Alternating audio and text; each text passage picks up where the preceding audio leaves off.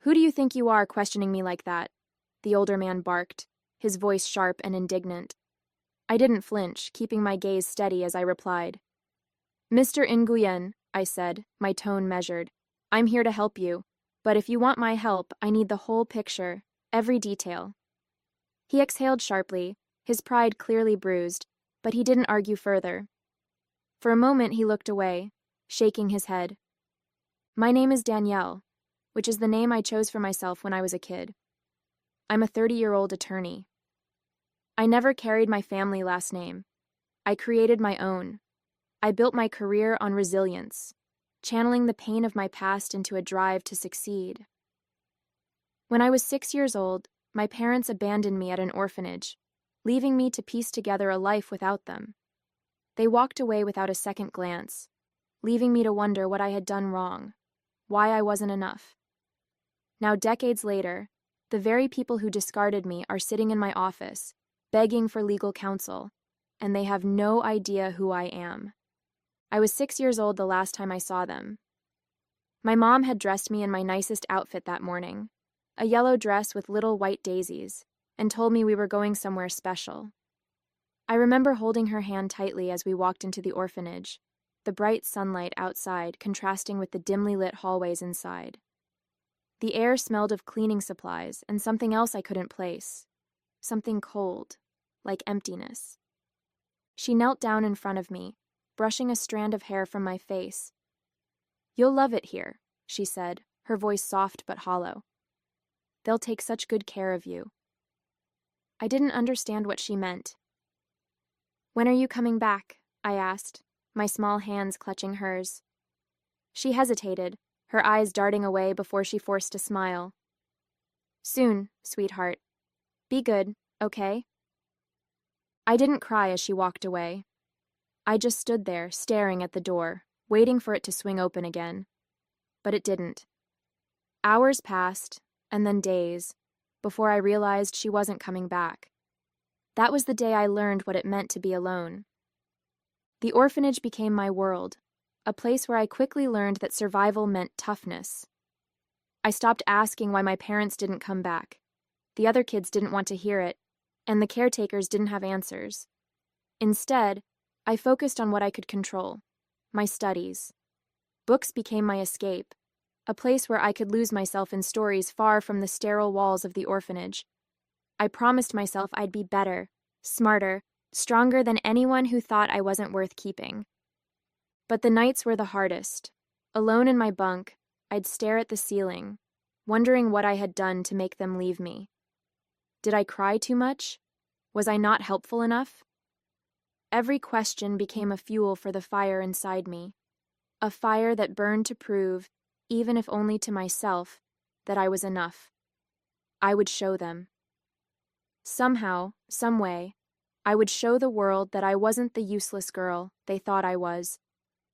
It wasn't until years later that I learned the truth about why they left me there. The orphanage director, a kind but overworked woman named Mrs. Patel, had pulled me aside when I was about 10.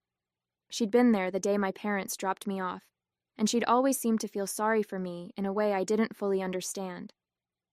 "Danielle," she said gently, sitting me down in her small, cluttered office. "You're old enough now to know why your parents brought you here." Her voice was kind, but her words hit like a knife. "Your parents. They came from a very traditional background. When your little brother was born, they believed it was their duty to focus all their attention and resources on him, as the family's heir." I stared at her, the words sinking in like stones. "But I'm their daughter," I said, my voice trembling. "Why didn't they want me too?" Mrs. Patel sighed, her eyes filled with sympathy. "It's not about what you did or didn't do, Danielle. It's about them and their beliefs. It's wrong, so very wrong. But they thought they were doing what was expected of them."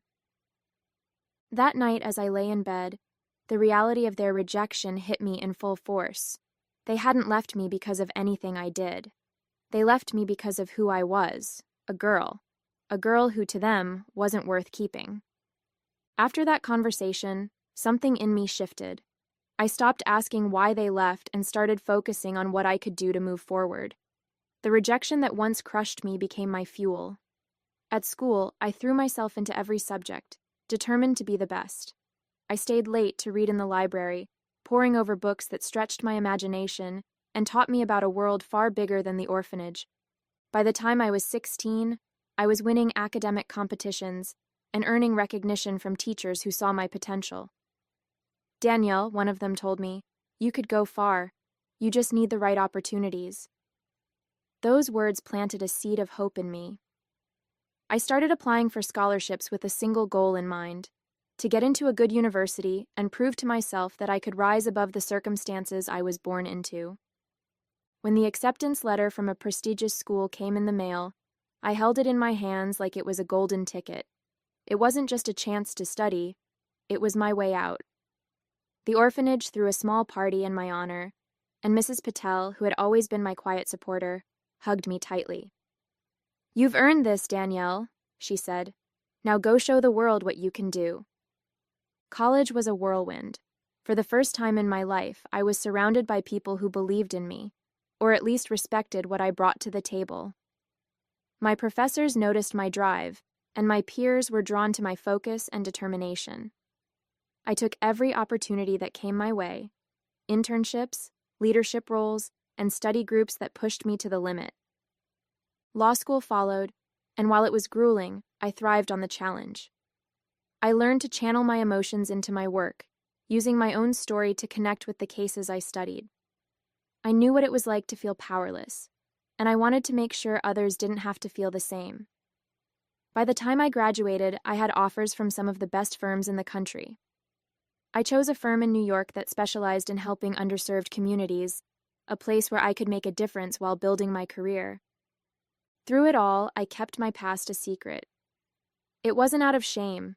I had nothing to be ashamed of, but because I wanted people to see me for who I was now, not the girl who had been left behind.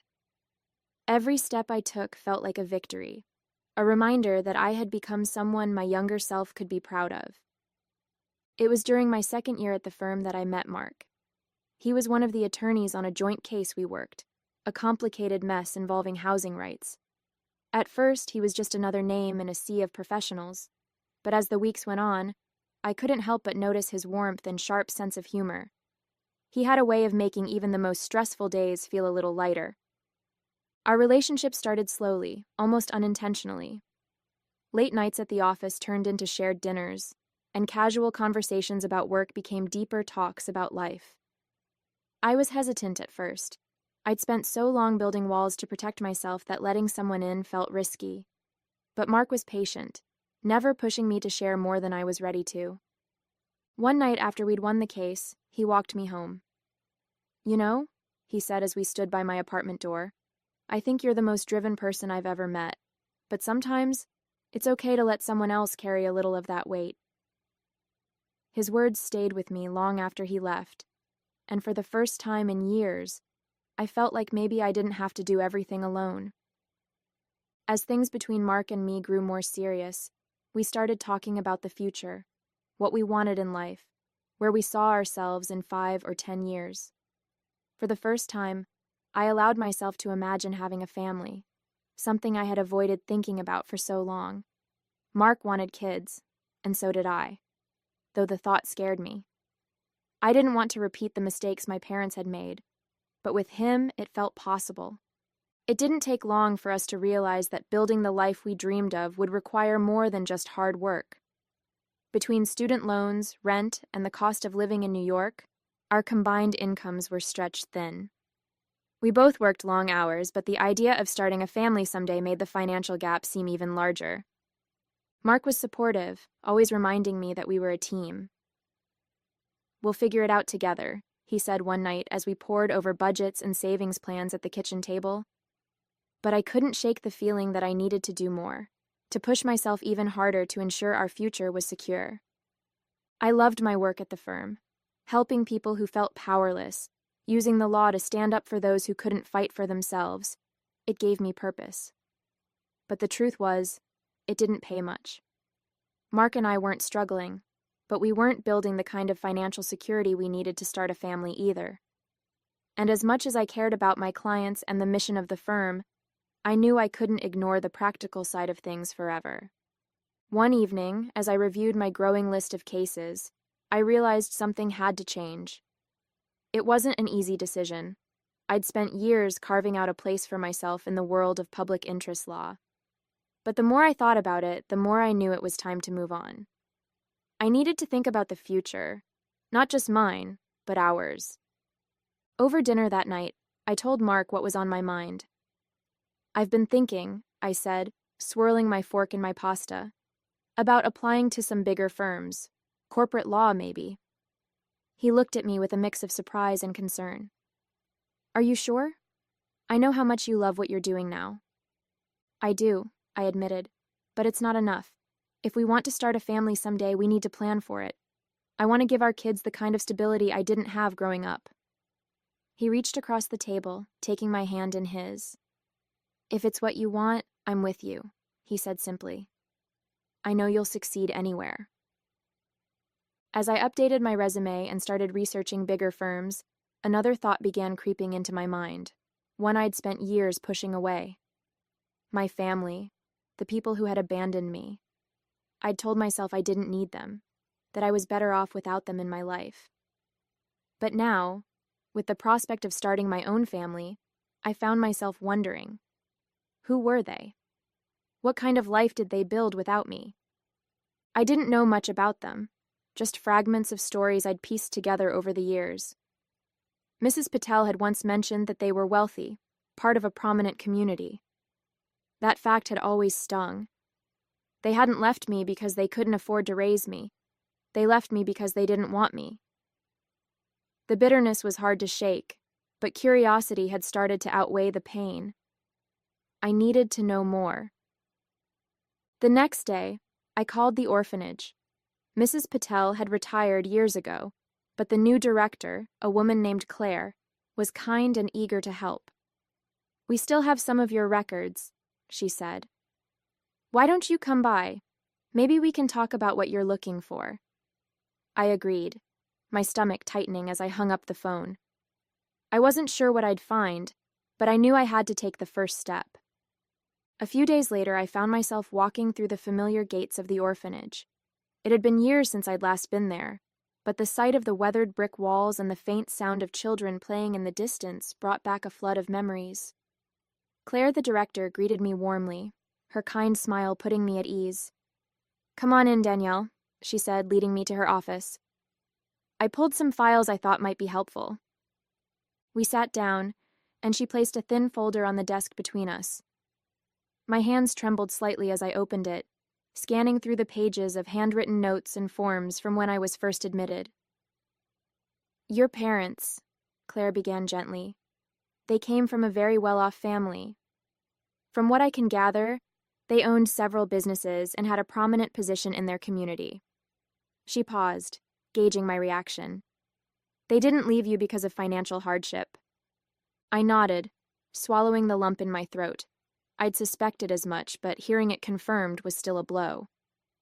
"Do you have anything else about them?" I asked, my voice steadier than I felt. Claire hesitated before sliding a photocopy of a newspaper article across the desk. It was a feature on the Nguyen family, a story about their success, their growing company, and their perfect, polished life. There was a photo of them, my parents, older now but unmistakable, standing proudly next to a young man I knew had to be my brother. They looked so complete, so whole, like I'd never existed. After leaving the orphanage that day, I felt like I'd been split in two. One part of me was desperate for answers, while the other screamed to let it go. What good would it do to dig up the past? They'd made their choice, and I'd made mine. I had worked too hard to let their rejection define me any longer. I shoved the folder of information into a drawer at home and decided to focus on my future instead. A few weeks later, my efforts paid off. I received an offer from a top corporate law firm, exactly the kind of job that could provide the stability I needed to start the life Mark and I had been dreaming of. The pay was incredible, and the opportunity to work on high-profile cases was everything I'd hoped for. When I told Mark, his face lit up with pride. "I knew you'd get it," he said, pulling me into a hug. You deserve this, Danielle. I threw myself into the new role, determined to prove myself all over again. The work was challenging, but I thrived on the pressure. Long hours in the office left little time to dwell on my family or the questions I'd left unanswered. For a while, it seemed like I'd made the right choice, leaving the past where it belonged. A couple of years passed, and life changed in ways I hadn't imagined. Mark and I welcomed our daughter, Mia, into the world, a tiny, perfect bundle of joy who turned our lives upside down in the best possible way. Becoming a mother brought out a side of me I didn't know I had. I wanted to give Mia everything I hadn't had growing up: unconditional love, security, and the unwavering knowledge that she was wanted. At the same time, my career was flourishing. I had become one of the youngest senior attorneys at the firm, handling major clients and earning a reputation for my precision and drive. The long hours were still there, but with Mia waiting for me at home, I found a new balance. Mark was my rock, stepping in whenever I needed to stay late or prepare for a big case. We were building the life we'd dreamed of, one built on mutual respect and love. And yet, every so often, in the quiet moments when I'd rock Mia to sleep, a shadow of the past would creep in. I'd think about the choices my parents made, about how they'd left me behind without a second thought. Holding Mia in my arms, I couldn't fathom how anyone could do that to their child. I pushed the thoughts away, telling myself it didn't matter. I had my family now, the one I'd chosen, the one that mattered. One morning, I walked into my office, coffee in hand, ready to dive into another packed day of meetings and case prep. My assistant knocked lightly on the door just as I was sitting down. "Danielle," she said with a bright smile, "Mr. Roberts wants to see you in his office. He said it's about a new client." I set my coffee down and straightened my blazer, curiosity piqued.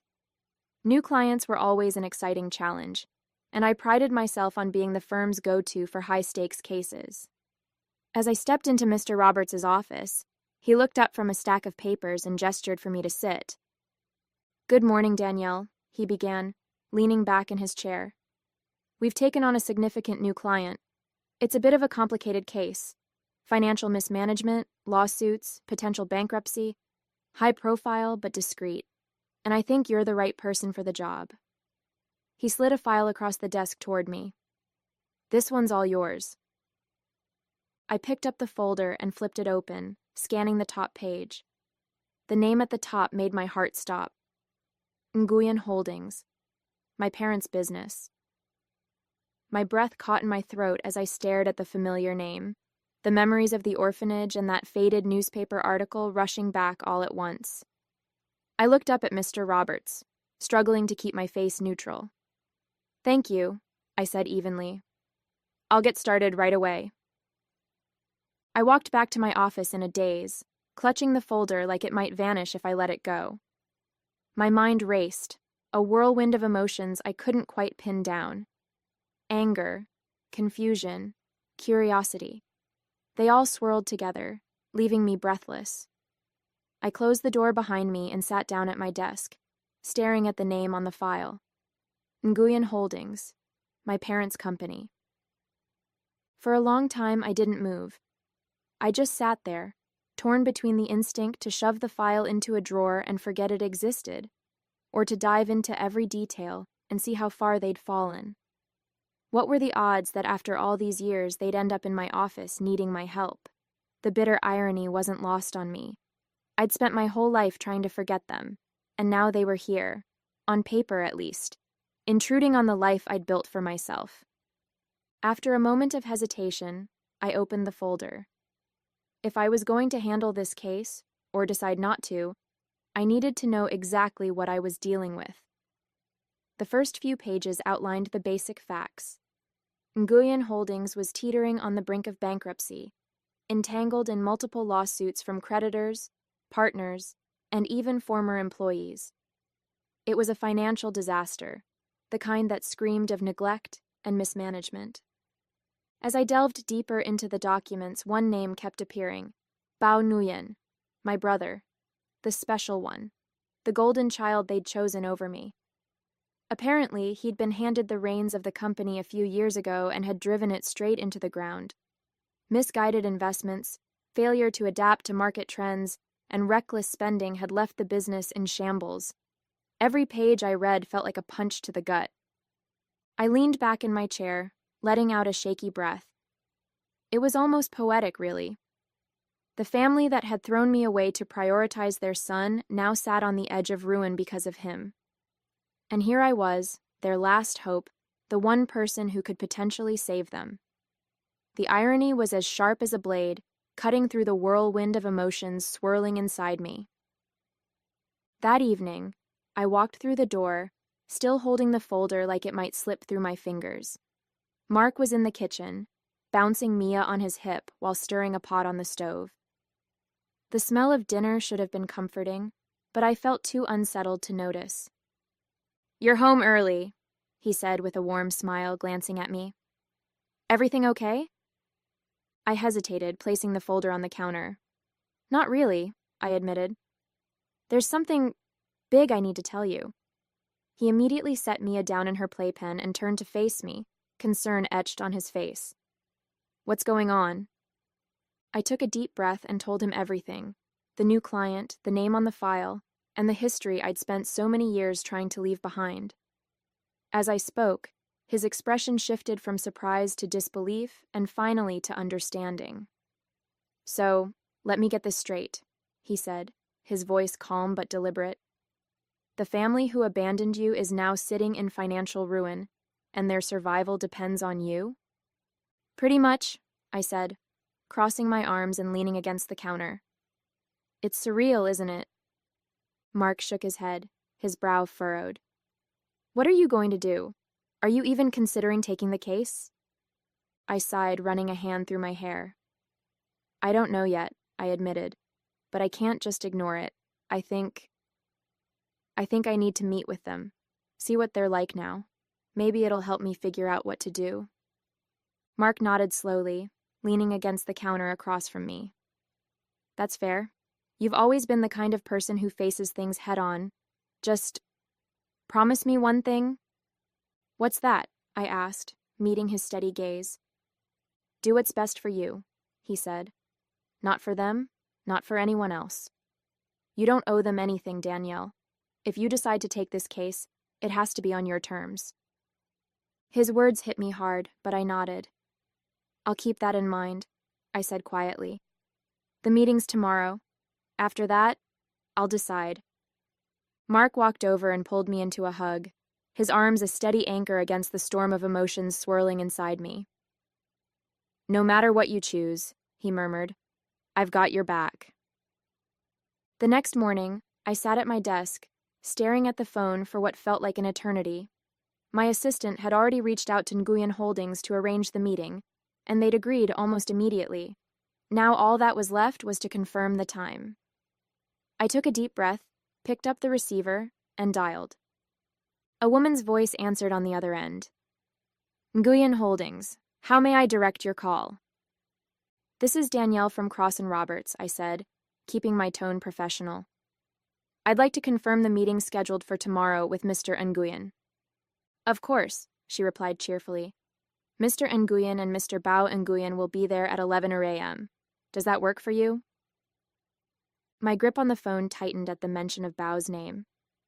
"Yes, that works perfectly," I said, forcing my voice to stay steady. "Thank you." As I hung up, my stomach churned. The meeting was set. In less than 24 hours, I'd be sitting face to face with the family who'd left me behind. I leaned back in my chair, exhaling slowly. No matter how this meeting went, I knew one thing. I was ready to face them. That night, sleep didn't come easily. I tossed and turned, staring at the ceiling as my mind raced with every possible scenario. What would I say? How would they react? Would they even recognize me? Every time I closed my eyes, their faces from that newspaper article flashed in my mind. Older, but unmistakable. By the time my alarm went off, I felt like I hadn't slept at all. The next morning, I got ready with a focus that was almost robotic, carefully selecting a sleek black suit and pulling my hair into a neat bun. I wanted to project confidence, even if I felt anything but. As I walked into the conference room at 10:50 a.m., I gave myself one last mental pep talk. You've faced tougher challenges, Danielle. You can do this. At exactly 11:00 a.m., the door opened and they walked in. My father was first, looking every bit as proud and authoritative as I remembered. Behind him was Bao, his features sharper than in the photos but still carrying that same air of privilege. Neither of them gave me a second glance as they approached the table. Ms. Danielle, thank you for meeting with us, my father said, extending his hand. His voice was polite, professional, and utterly devoid of recognition. I shook his hand firmly, my own composure flawless. Of course, I replied evenly. Please, have a seat. As they settled into their seats, I opened the folder in front of me, flipping through the pages with deliberate calm. Let's get right to it, I said, my tone sharp and professional. From what I've reviewed so far, Nguyen Holdings is in a precarious financial situation. Years of mismanagement, reckless investments, and mounting lawsuits have left the company on the brink of bankruptcy.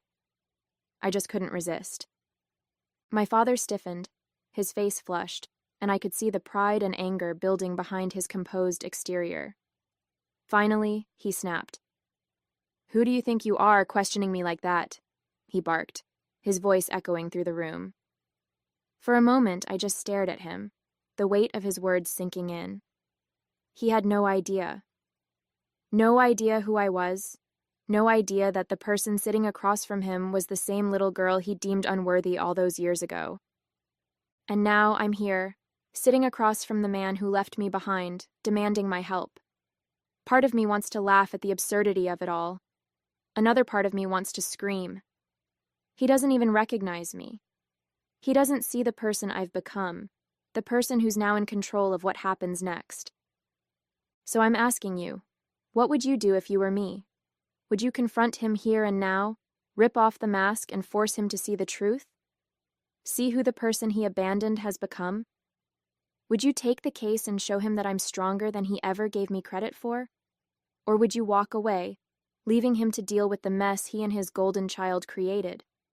And then there's another thought that keeps creeping in. Should I ruin their lives for good? Should I let their empire crumble and watch them feel the pain they once made me endure? Is that justice? Is that revenge? I don't know anymore. All I know is that whatever I decide will change everything. Let me know your thoughts in the comments. I'm still deciding, and maybe your perspective will help me figure out how this story ends. Hey there! Did you like the story? If you did, don't forget to hit the like button and subscribe to the channel. It helps us a lot and makes sure you won't miss out on more great stories we share here. Thank you for watching, and we'll see you in the next one.